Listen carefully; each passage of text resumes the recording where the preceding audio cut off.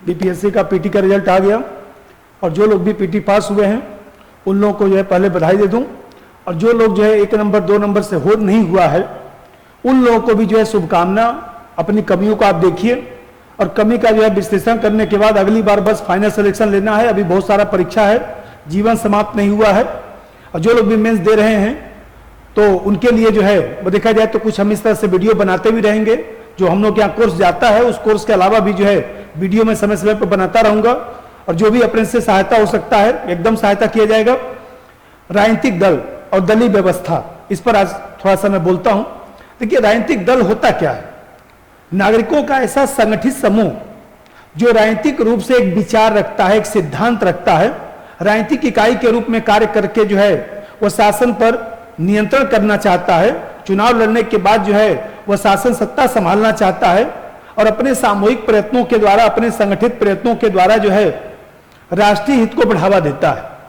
तो ऐसे जो समूह हैं उनको हम लोग राजनीतिक दल कहते हैं। तो राजनीतिक दल कहते समय आपके दिमाग में 5-6 बात आनी चाहिए। पहला चीज है कि संगठन होना चाहिए, दूसरा चीज है कि सत्ता पर प्रभुत्व की इच्छा जो है उसकी होनी चाहिए कि हम जो है चुनाव लड़कर सत्ता हासिल कर लें, और तीसरा चीज है संवैधानिक साधनों का प्रयोग करें, और चौथा चीज है राष्ट्रीय हित को सर्वोच्च आदर्श के रूप में स्वीकार करें और सामान्य सिद्धांत के प्रति जो है अपनी सहमति रखे, लोकमत का निर्माण करे। तो आप देखते हैं कि ये जो 4-5 विशेषता है उसको रखने वाली जो व्यवस्था है वही राजनीतिक दल है। अब राजनीतिक दल का हमारे यहाँ क्या क्या कार्य है? तो देखिए, राजनीतिक दल का जो कार्य है भाई लोकमत का निर्माण करना या जनता और सरकार के मध्य कड़ी की भूमिका। भाई विपक्षी पार्टी भी तो राजनीतिक दल ही होता है। निर्वाचन संबंधी कार्य करना, समाज में आधुनिकीकरण को बढ़ावा देना, सामाजिक आर्थिक विकास से संबंधी जो नीतियां हैं उसमें सहभागी बनना, सामाजिक सांस्कृतिक कार्यों को संपन्न करना, जनता को जागरूक करना, जनता को राजनीतिक शिक्षण देना। तो ये सब राजनीतिक कार्य है जो आप लोग जो है जो फुल वीडियो है उसमें आप लोग देखे होंगे। अब देखते होंगे कि राजनीतिक दल आखिर क्यों महत्वपूर्ण है, राजनीतिक दल का क्या हमारे यहां जो है आवश्यकता है। बिना राजनीतिक दल के जो है, जैसे मान लीजिए जयप्रकाश नारायण जी कहते थे, विनोबा भावे कहते थे कि दल विहीन लोकतंत्र। तो आखिर दल विहीन लोकतंत्र क्यों नहीं व्यवहार में लागू हो पाया? गांधी जी भी कहते थे लेकिन लागू नहीं हो पाया। इसका मतलब कि दल की आवश्यकता है। तो क्यों आवश्यकता है? तो पहला चीज यह है कि लोकतंत्र के संचालन के लिए राजनीतिक दल जो है वो अनिवार्य है, क्योंकि दल के माध्यम से ही प्रतिनिधियों का चुनाव होता है, प्रतिनिधि सरकार बनाते हैं, प्रतिनिधि से ही विपक्ष बनता है। तो इसका मतलब कि राजनीतिक दल यदि नहीं होगा तो हमारा प्रतिनिधि मूलक लोकतंत्र चल ही नहीं सकता है। तो लोकतंत्र को चलाने के लिए भाई संसद का गठन करना है, मंत्रिपरिषद बनाना है, तो ये सब राजनीतिक दल के माध्यम से ही तो बनेगा। और दूसरा चीज है कि जहां राजनीतिक दल होगा वहां पर जो है सरकारी नीति कार्यक्रम उत्पन्न होगा। इसका मतलब कि सरकारी जो कार्य करने का ये भी साधन है। हमारे यहाँ वाद विवाद है, चर्चा है, तमाम जो चीजों के माध्यम से समस्या का पता चलता है, जिसके निदान के लिए हम लोग जो है कानून बनाते हैं, संविधान में संशोधन करते हैं, योजना बनाते हैं। तो यह अप्रत्यक्ष रूप से राजनीतिक दल का ही कार्य है। और राजनीतिक दल ही तो जनता का ध्यान महत्वपूर्ण समस्याओं की ओर आकर्षित करता है। देख तो रहे हैं, मान लीजिए राहुल गांधी साहब जो है तमाम समस्याओं को उठा रहे हैं, तो भी तो राजनीतिक दल के सदस्य हैं। जनता सरकारी कार्यों से अवगत होती है, और जो विपक्षी पार्टियां हैं वो कहीं न कहीं जो है देखा जाए तो सरकार की आलोचना करती हैं, सरकार को प्रेरणा मिलता है, उत्प्रेरक की भूमिका में सरकार कार्य करती है। कहीं न कहीं जो है वह देखा जाए तो जो दल है जो विपक्ष में बैठा हुआ है वो कैटेलिसिस की भूमिका निभाता रहता है। अब फिर हमारे यहाँ जो राजनीतिक दल होता है वो एक प्रकार से देखा जाए तो समाज में जो विभिन्न समूह हैं, विभिन्न जाति धर्म के लोग हैं, उनको समन्वय करता है, संवैधानिक जो पहलू है उसको आगे बढ़ाने का प्रयास करता है, और कहीं न कहीं जो है शासन प्रशासन में निरंतरता बनाए रखने का काम करता है, समूहगत संघर्ष को रोकता है, उसमें समन्वय करता है। तो ये सब तो महत्व है। अब राजनीतिक दल की समस्या भी होगा, तभी तो कहा जाता है, एक प्रश्न आता है कि हमारे यहाँ राजनीतिक दल जो है वह आवश्यक बुराई के रूप में है। 60 नोट्स आ सकता है। अब तो बीपीएससी में जो पहला क्वेश्चन है वो 60 नोट्स ही रहेगा। तो आप देख रहे हैं कि हर खंड में जो पॉलिटी का जो खंड है उसमें भी 60 नोट्स रहेगा। तो 3 या 4 60 नोट्स रहेंगे। तो मान लीजिए प्रश्न है कि राजनीतिक दल जो है अनिवार्य बुराई के रूप में है, तो पहले राजनीतिक दल के बारे में लिख दीजिएगा, फिर उसका महत्व कुछ लिख दीजिएगा, फिर समस्या लिख दीजिएगा। अनिवार्य बुराई का मतलब कि राजनीतिक दल है तो उसका महत्व भी है, बुराई का मतलब उसकी समस्या लिखना है। तो देखते हैं पहली समस्या क्या है। जहां दल होगा वहां गुटबंदी जरूर होगा। हर दल अपने को मजबूत करने के लिए, अपने स्वार्थ पूर्ति करने के लिए कुछ ऐसा कार्य करेगा जिससे राष्ट्रीय हित प्रभावित होगा। प्रत्येक राजनीतिक दल का अपना नियम है, संविधान है, रूल रेगुलेशन है, सदस्यों को उसको पालन करना होता है। ऐसी दशा में जो है वह राजनीतिक दल का कोई सदस्य है तो उसके स्वतंत्र व्यक्तित्व जो है देखा जाए तो स्वतंत्र व्यक्तित्व उसका प्रभावित हो जाता है, वो अपने मन से कुछ नहीं बोल सकता है। अब तीसरी समस्या यह है कि कोई भी दल बहुमत में आएगा तो आप देखते हैं कि कहीं ना कहीं जो है वो अपने लोगों को ही तो राजनीतिक पदों पर रखेगा, मंत्री बनाएगा, उच्च पदों पर रखेगा। तो ऐसी दिशा में जो योग्य व्यक्ति हैं दूसरे दल के या आम नागरिक हैं, उनकी सेवा से देश वंचित हो जाता है। और जहां दल होगा वहां पर जो है कहीं ना कहीं वोट बैंक की राजनीति होगी, जातिवाद, संप्रदायवाद, भाषावाद, क्षेत्रवाद, ये सब चलेगा। और इस तरह से देखा जाए तो समाज में संघर्ष को भी बढ़ावा मिलता है। देखिए, भारत में जो दलीय व्यवस्था उसका कैसे विकास हुआ है, ये भी प्रश्न आता है कि भारत में दलीय व्यवस्था के विकास पर टिप्पणी करें तो स्वतंत्रता आंदोलन के समय आप देख रहे हैं कि हमारे यहाँ कांग्रेस 1885 में कांग्रेस बना और 1885 से लेकर 1904 तक जो है कांग्रेस प्लेटफॉर्म के रूप में कार्य करता रहा। 1905 से लेकर 1918 तक जो है एक फोरम के रूप में कांग्रेस कार्य करता रहा। फिर आप देखते हैं कि 1918 के बाद जो है आप देख रहे हैं कि 1920 में जो नागपुर सम्मेलन हो रहा है वहीं पर कांग्रेस पार्टी राजनीतिक दल के रूप में जो है कार्य करना शुरू की। पट्टाभी सीतारामैया साहब ने कांग्रेस का संविधान बनाया था। तो आप देखते हैं कि हमारे यहाँ स्वतंत्रता आंदोलन के समय से ही जो है दलीय व्यवस्था का विकास शुरू हुआ। भाई, भारतीय साम्यवादी दल 1925 में अहमद राय द्वारा बनाया गया। तो आप देख रहे हैं कि साम्यवादी पार्टी हो चाहे वो देखा जाए तो कांग्रेस पार्टी हो, तमाम पार्टियों का उदय जो है स्वतंत्रता आंदोलन के दौरान ही हुआ। और फिर आप देखते हैं कि आजादी के बाद भी जो है परिस्थिति में परिवर्तन से हमारे यहाँ राष्ट्रीय दलों के साथ क्षेत्रीय दलों का विकास हो रहा है।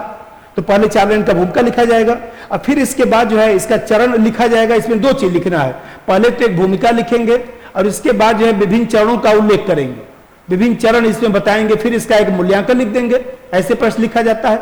तो विभिन्न चरणों की आप चर्चा करें तो पहला जो चरण है 1950 से लेकर, अब आजादी के पहले वाला नहीं लिखना है, संविधान लागू होने के बाद 1950 से लेकर जो 1967 तक देखा जाए तो हमारे यहाँ कांग्रेस का वर्चस्व था। अब देखते हैं कि राजनीतिक व्यवस्था में जो है जो करिश्माई जो नेतृत्व है वो केंद्र स्तर पर दिखाई दे रहा है और केंद्र राज्य स्तर पर दोनों जगह जो है कांग्रेस की सरकार है, एक दलीय व्यवस्था है। तो कांग्रेस ही सत्ताधारी दल है, कांग्रेस ही विपक्ष की भूमिका में है। अब देख रहे हैं कि यहां तक विपक्ष की भूमिका आया भी नहीं। 1967 में डॉक्टर राम सुभग सिंह पहली बार विपक्ष के नेता बने थे जब कांग्रेस का विघटन हुआ। कभी उसकी भी चर्चा में करूंगा, लेकिन आज हम लोग ध्यान इसी पर केंद्रित करें। जो दूसरा चरण शुरू होता है 1967 से लेकर 1975 तक, यहां पर क्षेत्रीय दलों का विकास होता है। आप जानते हैं कि भारत में जो क्षेत्रीय दल हैं वो कहीं कहीं बहुलवादी समाज के कारण जो है 1967 के बाद क्षेत्रीय दलों का विकास हुआ। 8 राज्यों में क्षेत्रीय दलों की सरकारें भी बनी। और फिर अब सबसे बड़ी बात है कि हमारे यहाँ जो सामाजिक आंदोलन चले या इसी प्रकार से राज्य स्वायत्ता की जो मांग की गई, इन कारणों, धार्मिक कारण भी रहा, जातिगत कारण भी रहा, इससे क्षेत्रीय दलों का उदय होना शुरू हुआ। और इस तरह से देखते हैं कि हमारे यहाँ जो है क्षेत्रीय दलों का विकास जो है ये दूसरे चरण की विशेषता रहा। 1967 से लेकर 1975 तक जो है वो क्षेत्रीय दल बढ़ने लगे। अब फिर आप देखते हैं कि सबसे बड़ी बात यह है कि संगठनात्मक पहलू की जगह पर जो है कांग्रेस के भीतर मनोनयन को बढ़ावा मिला। तो लोकतांत्रिक मूल्य जो है देखा जाए तो कांग्रेस के भीतर जो है कमजोर होना शुरू हो गया। अब फिर जो तीसरा चरण है 1975 से लेकर 1977 तक, इस चरण में कांग्रेस में अधिनायकवाद को बढ़ावा मिला। जो आज हम लोग कहते हैं कि कांग्रेस जो आलोचना कर रही है बीजेपी की, तो कांग्रेस ने भी तो वही काम किया था। तो आप देखते हैं कि जब अधिनायकवाद, तानाशाही को बढ़ावा मिला तो ऐसी दिशा में जो है वो देखा जाए तो कांग्रेस का संगठन कमजोर पड़ना शुरू हो गया, जनाधार में कमी आ गई, व्यक्तिगत राजनीतिक जो पहलू है उसको बढ़ावा मिला। और इस तरह से राजनीतिक स्वार्थ पूर्ति के लिए विपक्षी दल जो है वो देखा जाए तो विपक्षी दलों को बलपूर्वक दबाने का प्रयास किया गया, इमरजेंसी और तमाम जो घटनाएं। और फिर आप देखते हैं कि इसके आगे का जो चरण है, चतुर्थ चरण, 1977 से लेकर 80 तक का जो चरण है, यहां पर पुनः कांग्रेस का प्रभुत्व जो है वो देखा जाए तो धीरे धीरे कुछ कमजोर होना शुरू हो गया था। और देख रहे हैं कि दलों की जो सत्ता है, राजनीतिक दल की जो सत्ता है, क्षेत्रीय दल खासतौर से क्षेत्रीय दल की जो सत्ता है वो धीरे धीरे मजबूत होना शुरू हो गया। गठबंधन सरकार को जो है राज्यों में खूब बढ़ावा मिला, राज्यों में खूब गठबंधन सरकारें बनी। और केंद्र में भी आप देखते हैं कि इस चरण में जो है जनता पार्टी की सरकार बनी और इस तरह से वो लंबे समय तक तो चल नहीं पाई, फिर कांग्रेस की सरकार आ गई। तो यहीं पर पांचवा चरण आता है 1980 से लेकर 1989 का चरण। यहां पर कांग्रेस को पुनः बहुमत प्राप्त हो गया और इंदिरा गांधी जी के नेतृत्व में फिर देखते हैं कि राजीव गांधी साहब, इंदिरा गांधी की हत्या के बाद जो है राजीव गांधी साहब आ गए और इस तरह से एक दलीय व्यवस्था जो है यहां पर पुनः दिखाई देने लगी, लेकिन उतनी मजबूत स्थिति नहीं रही। और फिर आप देखते हैं कि 1989 के बाद हमारे यहाँ 14 वर्षों तक गठबंधन सरकार चला और 2014 में जो है बीजेपी को बहुमत प्राप्त हुआ और इस तरह से देखते हैं कि यूपीए का जो एनडीए का पहला चरण चला, दूसरा चरण चला और आप देख रहे हैं कि एनडीए का जो है वह अब सरकार जो है 2019 से वर्तमान सरकार चल रही है। इस तरह से देखते हैं कि इस तरह से पहले लिखा जाएगा और फिर इसका जो है एक मूल्यांकन लिख दिया जाएगा। एक प्रश्न आता है इसमें, भारत में दल हैं लेकिन दलीय व्यवस्था नहीं है, भारत में मनुष्य हैं लेकिन मनुष्यता का भाव नहीं है, तो इसको लिखा कैसे जाएगा? सबसे पहले 4 लाइन समझाइए प्रश्न को कि भारत दल क्या है, उसके बारे में 4 लाइन पहले लिख दीजिए जो मैं शुरू में बोला हूं और उसके बाद उसी में उसको जोड़ दीजिए कि दल की जो अनिवार्य विशेषता होती है, चाहे वह सिद्धांत हो, चाहे वो संगठन हो, लोकतांत्रिक मूल्य हो, राष्ट्रीय हित हो, तो भारत में देखा जाए तो ये जो दल की अनिवार्य विशेषताएं हैं वो कम दिखाई देती हैं। अरे भाई मनुष्य हैं लेकिन मनुष्यता का जो भाव है वो कम दिखाई देता है। अब इसके बाद पैरा चेंज करके इसका चर्चा शुरू करेंगे कि भारत में जो है जो राजनीतिक दल हैं, जो लोकतांत्रिक संगठन होना चाहिए, तो हमारे यहाँ संगठनात्मक चुनाव नहीं होता है। देखे होंगे कांग्रेस का हाल, कितने दिन बाद संगठनात्मक चुनाव हुआ, खड़गे साहब अध्यक्ष बने, नहीं तो मनोनयन के माध्यम से अध्यक्ष लोग बन रहे थे। बीजेपी के भीतर भी देखिए नड्डा साहब जो है बार बार अध्यक्ष बने, कौन सा चुनाव हुआ? तो आप देखते हैं कि हमारे यहाँ सामान्यतः जो है संगठनात्मक चुनाव नहीं होता है। निचले स्तर के जनाधार वाले नेता ऊपरी स्तर पर नहीं आ पाते हैं। मान लीजिए पहला पॉइंट आपने समझाया, फिर आपने दूसरा पॉइंट समझाया कि पार्टी के भीतर हाई कमान का प्रभुत्व है, जो ऊपर लोग बैठे हुए हैं तो कहीं न कहीं उन्हीं का प्रभुत्व चलता है। दलीय निष्ठा की जगह जो है व्यक्तिगत निष्ठा को बढ़ावा मिलता है और इस तरह से देखते हैं कि दल और नागरिक के बीच जो है दूरी बढ़ रही है।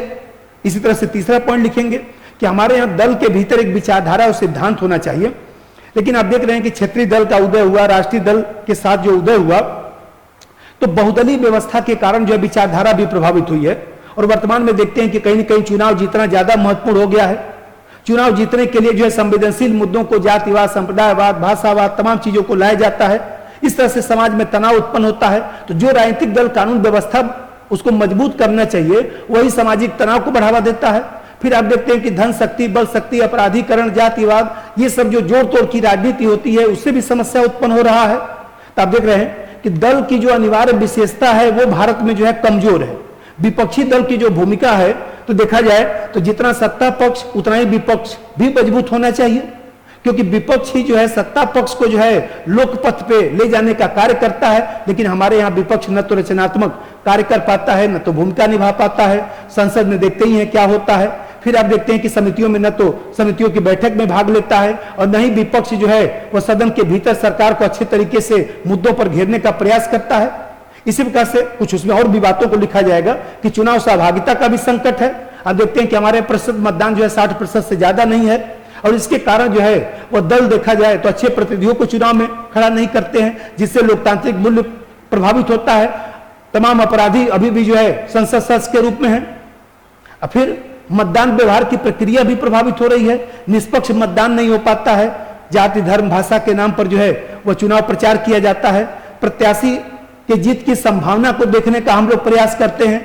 भावनात्मक पक्ष, पारिवारिक मुद्दा, ये सब जो है चीजें भारतीय राजनीति में दिखाई देती हैं। ऐसे समझाएंगे, फिर इसके बाद एक मूल्यांकन लिख देंगे कि उपरोक्त पहलुओं से स्पष्ट है कि भारत में दलीय व्यवस्था में अनेक समस्याएं हैं। लोकतंत्र में नकारात्मक प्रवृत्तियां दिखाई देती हैं। दल का जो अनिवार्य विशेषता है वो भारत में नहीं दिखाई देता है। इसी कारण जो है उपरोक्त कथन, रजनी कोठारी साहब ने एक कथन दिया था कि भारत में दल है लेकिन दलीय व्यवस्था नहीं है। और इस तरह से देखा जाए तो उसी में सुझाव लिखा जाएगा कि आवश्यकता इस बात की है कि सरकारी और गैर सरकारी दोनों स्तरों पर जो है वह सुधार किया जाए, नागरिक समाज को मजबूत किया जाए, वहां के व्यक्ति की स्वतंत्रता दिया जाए। जो हमारे यहाँ कानून है, चाहे देशद्रोह का कानून है, चाहे इसी प्रकार से मानहानि है, तमाम जो कानून है उसका दुरुपयोग नहीं होना चाहिए और एक स्वस्थ दलीय परंपरा का विकास होना चाहिए। यही हमारे लोकतंत्र को सकारात्मक गति दे सकता है और साथ ही जो है भारत में दलीय व्यवस्था का जो है सुदृढ़ विकास हो सकता है, जो भारत के भविष्य के लिए सकारात्मक होगा। धन्यवाद। फिर अगले वीडियो में किसी मुद्दे को लेकर चर्चा में आएंगे। सब्सक्राइब कीजिए हमारे चैनल को और बेल आइकॉन को दबाइए हमारी लेटेस्ट वीडियो सबसे पहले देखने के लिए।